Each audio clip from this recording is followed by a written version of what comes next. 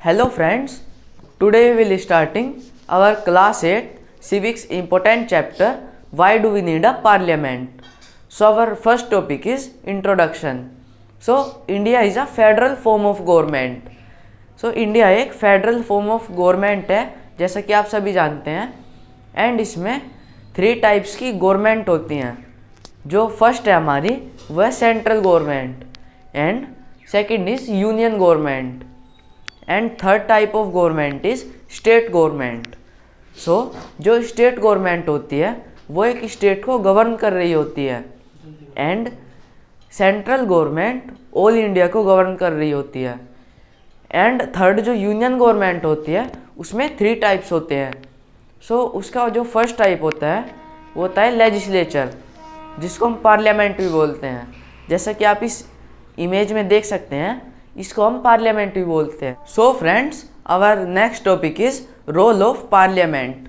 सो 1947 के बाद इंडिया के इंडिपेंडेंस होने के बाद पार्लियामेंट एक बहुत इम्पोर्टेंट रोल प्ले करता है लॉ मेकिंग बनाने के लिए. सो इंडिया के लिए सारे लॉ पहले पार्लियामेंट में डिस्कस होते हैं और फिर वो फाइनल डिसीजन पे पास कर दिए जाते हैं. सो पार्लियामेंट में 2 हाउसेस होते हैं, जो कि फर्स्ट है लोकसभा एंड सेकंड है राज्यसभा, जो कि आप दोनों इन इमेजेस में देख सकते हैं, Lok Sabha and Rajya Sabha. So friends, our next topic is Lok Sabha. So Lok Sabha के जो रिप्रेजेंटेटिव्स होते हैं उनको डायरेक्ट वोटिंग से इलेक्ट किया जाता है. सो जैसा कि आप इमेज में लोकसभा का इमेज देख सकते हैं. सो इसमें 552 टोटल सीट्स होती हैं, जिसमें से 530 सीट्स को स्टेट रिप्रेजेंट कर रहा होता है एंड 20 सीट्स को यूनियन टेरिटरीज रिप्रेजेंट कर रही होती हैं. और जो 2 सीट्स बचती हैं उनको प्रेसिडेंट एंग्लो इंडिया कम्युनिटी से सेलेक्ट करता है. सो लोकसभा का एक मेंबर होने के लिए a person must be citizen of India. एक पर्सन को सिटीज़न होना चाहिए इंडिया का और उसकी एज कम से कम 25 ईयर ओल्ड से ऊपर होनी चाहिए, जब भी वो लोकसभा के इलेक्शंस में कॉन्टेस्ट कर सकता है. So friends, our next topic is Rajya Sabha. So Rajya Sabha, जिसको हम काउंसिल ऑफ स्टेट भी बोलते हैं, ये अपर हाउस ऑफ पार्लियामेंट होता है, जिसमें 250 टोटल सीट्स होती हैं, जिसमें से 238 seat state and union territories represent कर रहे होते हैं. सो जो members of state legislative assembly होते हैं वो राज्यसभा के मेंबर्स को इलेक्ट करते हैं. और राज्यसभा का एक मेंबर होने के लिए a person must be citizen of India.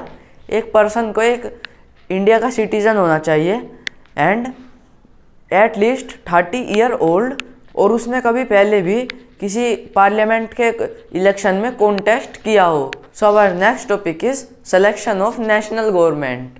So parliament एक और इम्पोर्टेंट रोल प्ले करता है selection of national government. So ये प्रेसिडेंट को इलेक्ट करता है.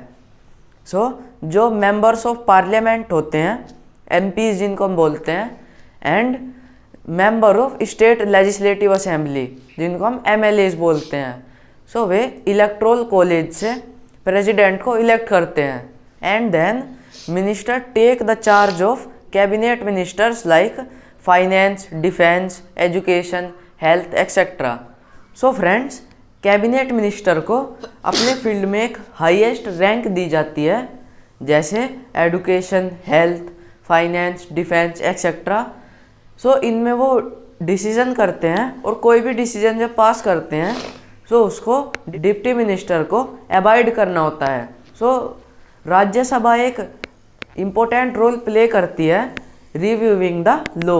सो जो लॉ लोकसभा में डिस्कस होने के बाद एक्सेप्ट कर लिए जाते हैं, सो फिर उनको रिव्यू होने के लिए राज्यसभा में भेजा जाता है, जिसमें जब वो एक्सेप्ट या रिजेक्ट करता है राज्यसभा उनको, सो फिर वो प्रेसिडेंट के पास जाते हैं, जो कि उस पर साइन करता है और फिर वो लागू कर दिए जाते हैं.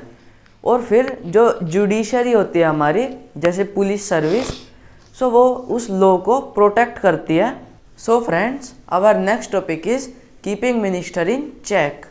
सो पार्लियामेंट में क्वेश्चनिंग आवर होता है जिसमें ओपोजिशन कोई भी क्वेश्चन पूछ सकता है मिनिस्टर से कि जो लॉ बन रहा है उसमें क्या डिसएडवांटेजेस हैं एंड क्या एडवांटेजेस हैं। सो जो मिनिस्टर होता है उसको उस क्वेश्चन का आंसर देना पड़ता है, नहीं तो अगर वो आंसर नहीं दे पाता सो इस केस में उसको रिज़ाइन भी देना पड़ सकता है। A strong opposition is the sign of healthy democracy.